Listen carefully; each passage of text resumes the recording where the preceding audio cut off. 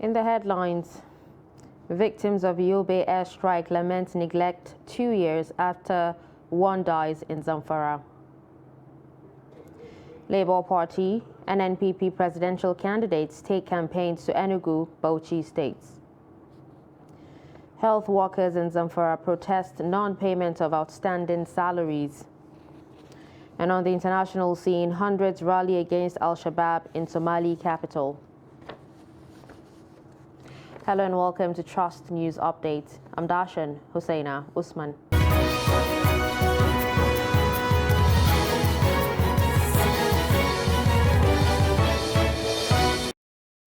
And now the news in detail.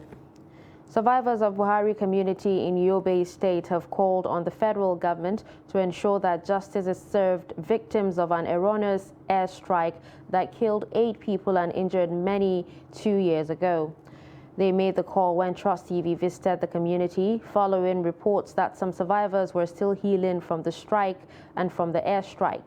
The report. 2 years ago, the people of Buhari community in Unisari local government woke up to the sound of a military airstrike. The incident claimed the lives of 8 people and left many injured.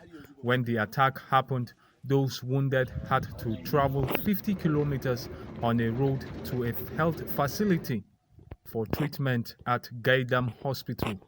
But sadly, some of the survivors are yet to fully recover from the impact that came with the airstrike. The victims, who are not pleased with the military for allegedly neglecting the community since the incident happened, are demanding for compensation. Mustafa Abubakar lost his wife and 6 children. He still remembers the fateful day, a day he says he will never forget. Kar na yadda na taho, kar na sake na taho. Take ce min su ma yau ba sa lamarin nan ba daɗi. Ba su san yadda suke kasancewa ba. It was on Friday. I was at the market. Suddenly, we heard a loud sound. I learned that it was Boko Haram shooting, so we ran for safety to avoid being sighted. I called a relative who lives close to my house. She broke the news that my wife and children were dead. Mun ji ba daɗi sosai fiye da yadda ake zato. Da ya ce aje an zo an gamu. The government should come and see what they did. That's why we kept this. And since the attack happened, nobody came to check us. Even those who are wounded need help. I'm so much traumatized even now because I lost my brothers and sisters. 5 of them were inside the house when the shells killed them. According to the residents, the military mistook their community for a Boko Haram hideout, adding that since the bombardment, which the military admitted to have carried out and pledged to investigate, the community is yet to get answers and interventions. Nigeria's government on Thursday says it has so far recovered stashed looted funds in millions of pounds, euros and dollars, which it repatriated back to the country to finance areas of critical needs. Minister of Justice and Attorney General of the Federation, Abubakar Malami, gave the figures at the ongoing PMB scorecard series by the Ministry of Information, highlighting achievements in the fight against terrorism using far-reaching legislations. Trust TV's Shafi'u Suleiman reports. Enumerating his ministry's achievements, the Minister of Justice says the Buhari administration has made a mark in the area of looted assets recovery, which he explained were utilized to finance critical infrastructure and social interventions projects. In 2020, again, we succeeded in recovering additional $311 million from US and JZ. The federal government deployed that amount of money in strategic infrastructural development in this country. Malami says the fight against terrorism, criminal justice reforms, and international arbitrations were pursued vigorously through international collaborations and robust legislations. The minister particularly cited how a whopping sum of 142 billion naira and over $507 million were saved from being paid as judgment debts. The case of P&ID involved an arbitral award of over $10 billion against Nigeria. As at the time we came in as a government, what was in place is a threat for enforcement of the payment of the arbitral award. He said a total of 3,000 terrorism cases have also been profiled by the ministry, with over 1,500 cases prosecuted and 397 convictions secured against various terrorism charges. Coordinator of the PMB Scorecard Series and Minister of Information Lai Mohammed earlier said one of the legacies of the Buhari administration, Loco Waiter Bridge, is due for commissioning this month. These infrastructures alone have cut the journey from the eastern part of the country to Abuja by 3 hours. Today, travelers coming from Enugu to Abuja who have no business in Lafia can come straight to Abuja via Kefi.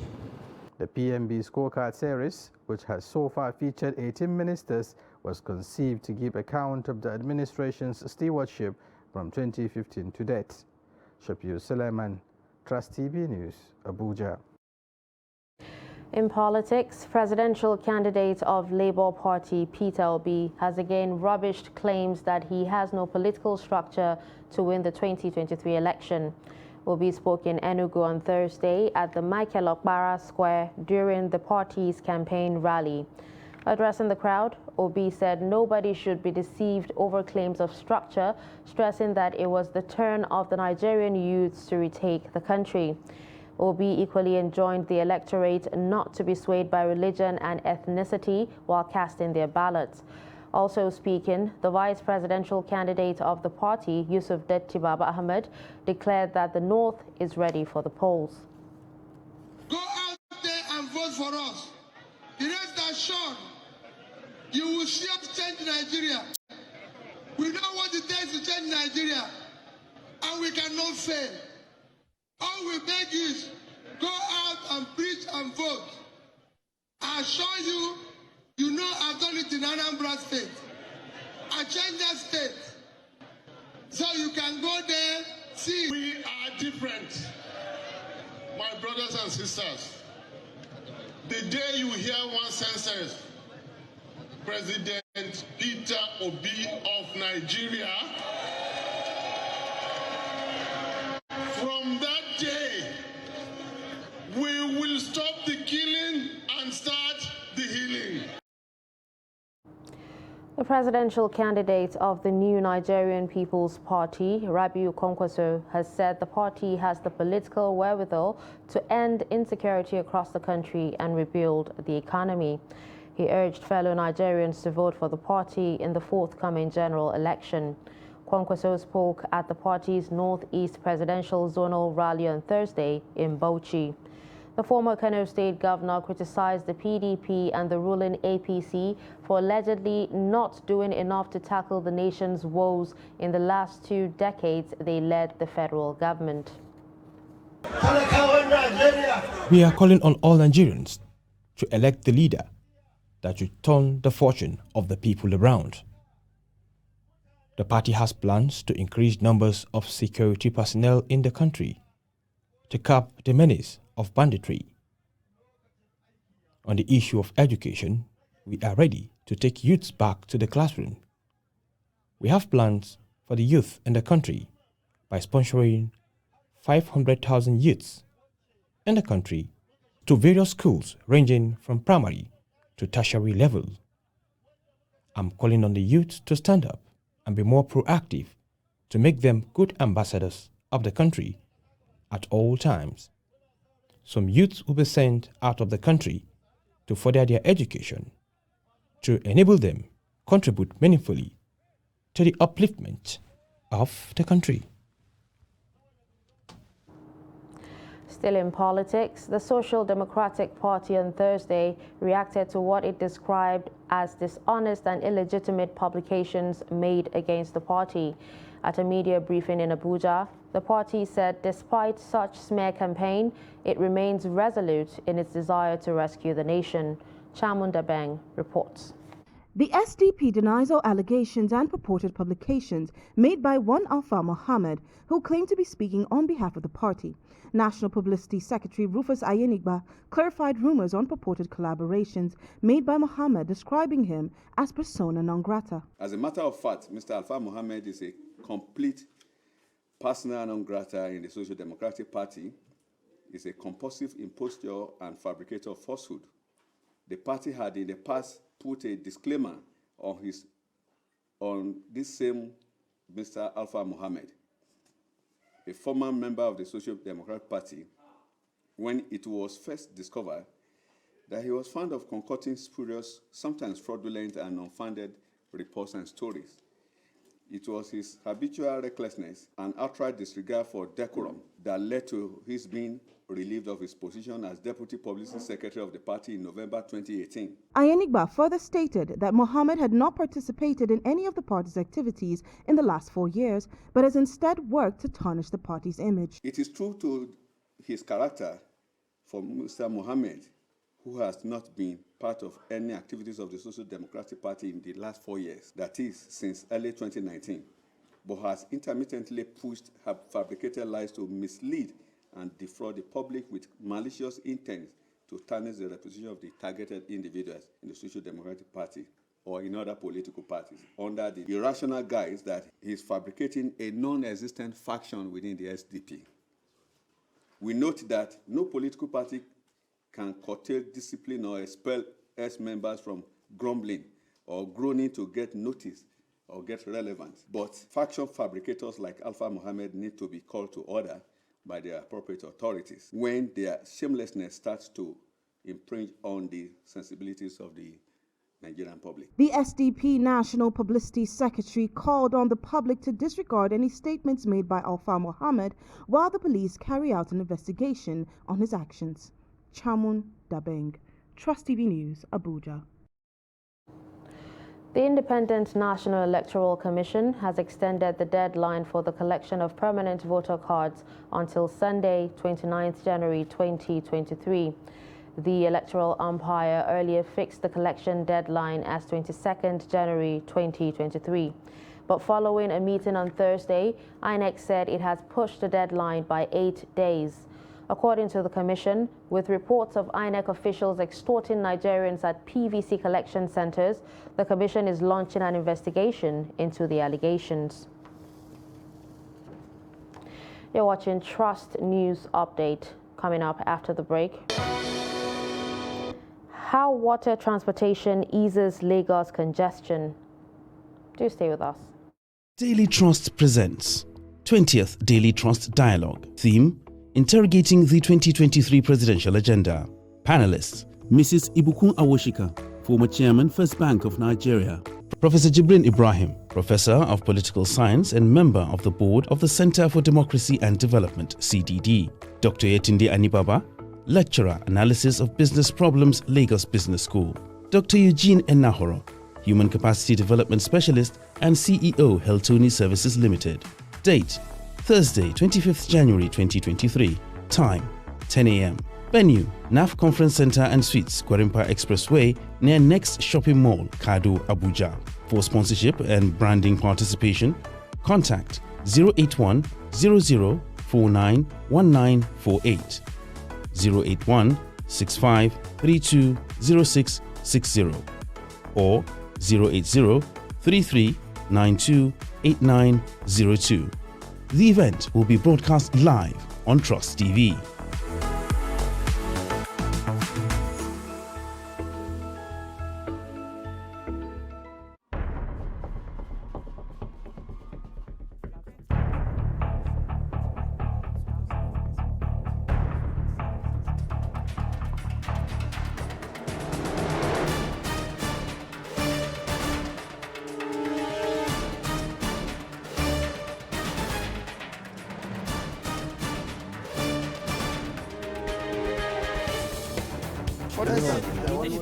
That's great.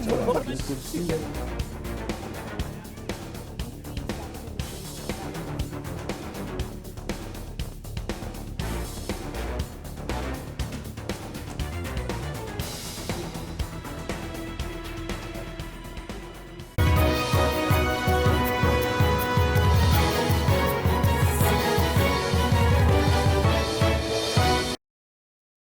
Welcome back and thanks for staying with us.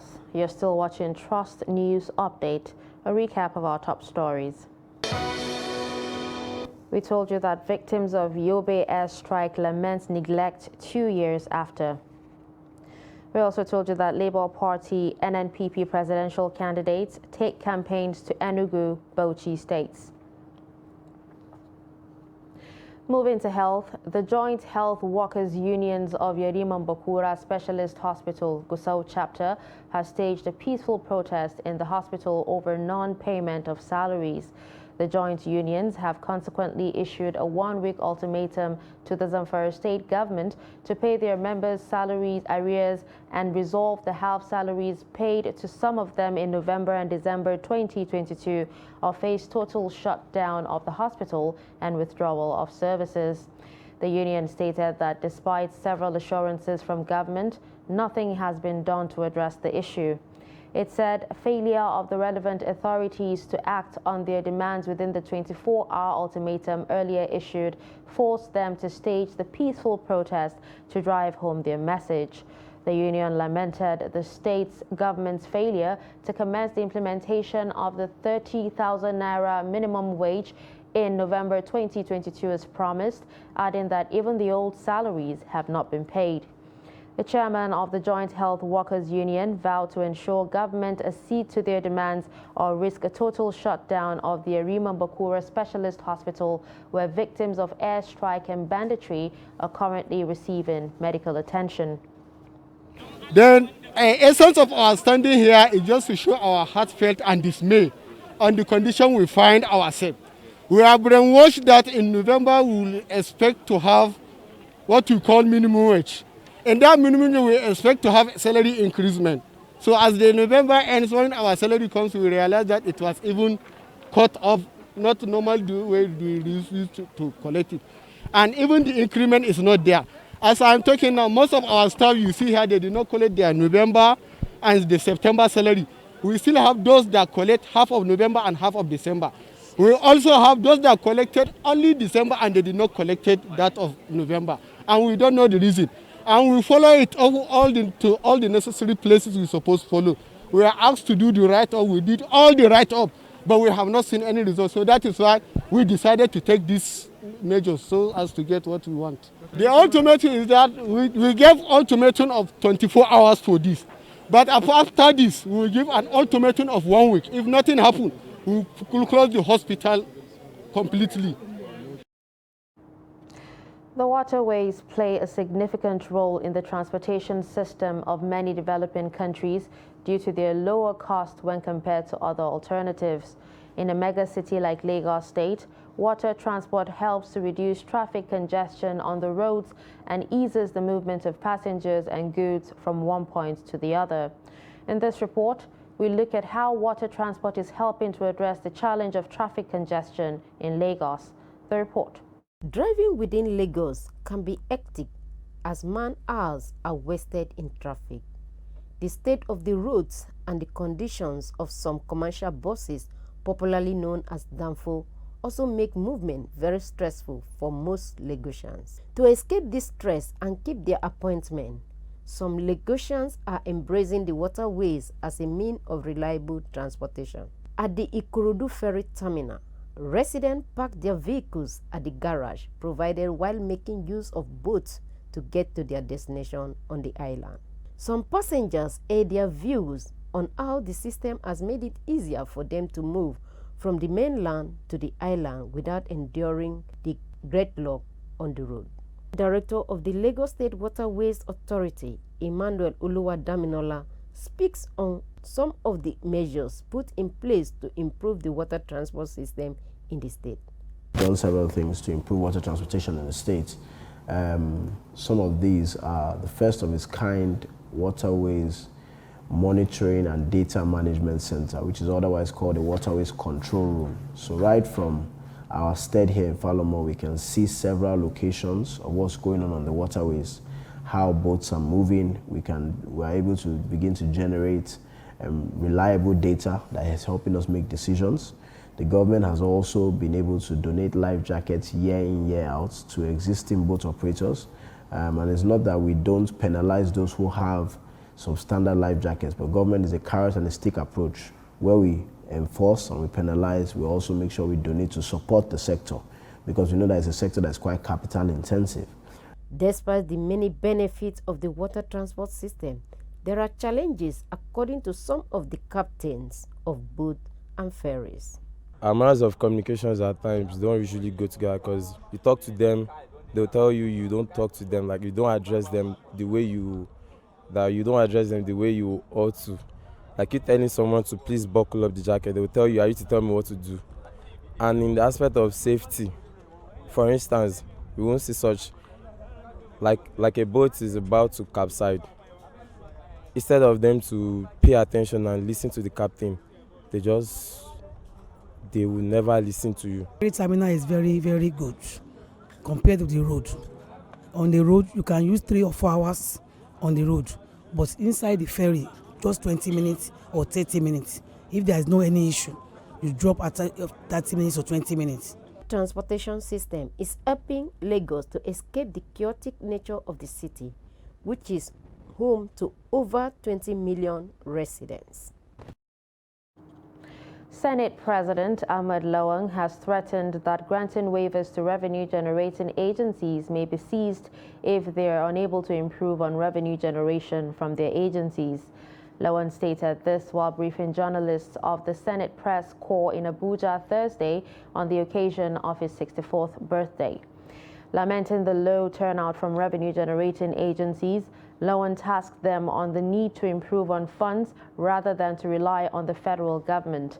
The President of the Senate also made a strong case for those engaged in livestock business to be assisted by the federal government. The Senate President is worried that the livestock sector is not getting the attention it deserves from the federal government. So for us in the Senate, we have decided that for the remaining part, we will continue to engage with our revenue-generating agencies until we get better outcomes from them. And also the concessions and the waivers that government has given to some companies and individuals maybe, we need to review that.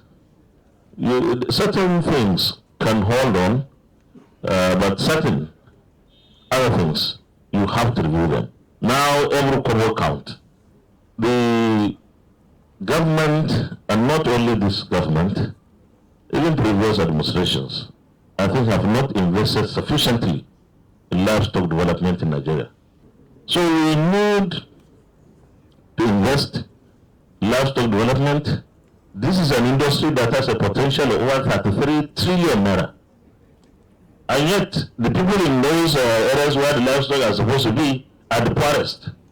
I think we need to redefine our priorities, and this too is one challenge that I think this administration would have to do, to attend to between now and when we'll exit, and the next administration.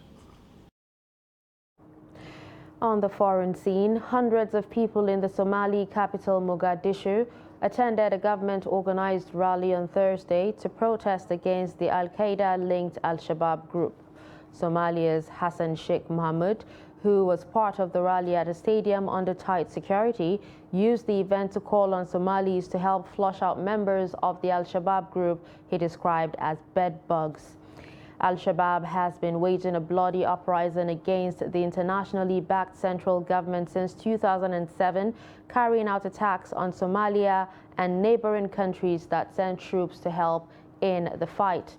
The group killed 166 people at Garissa University in 2015 and 67 at a mall in Nairobi in 2013, but the frequency and severity of Al-Shabaab attacks in Kenya has reduced in recent years. The president declared an all-out war against the group shortly after he came to office in May 2022. And finally, in sports, Fulham increased the pressure on Chelsea boss Graham Potter with a shock 2-1 victory that saw Blues forward João Felix sent off on his debut before a decisive blunder from Kepa Arrizabalaga. Potter's troubled side crashed to a 7th defeat in their last 10 games in all competitions. Chelsea fell behind to a goal from their former winger, Willian, in the first half at Craven Cottage.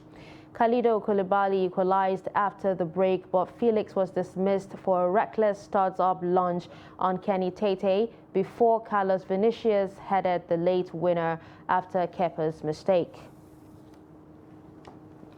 And with this, we've come to the end of Trust News Update. Don't forget to follow us across all our social media platforms. I'm Dashan Hussaina Usman. Thanks for watching.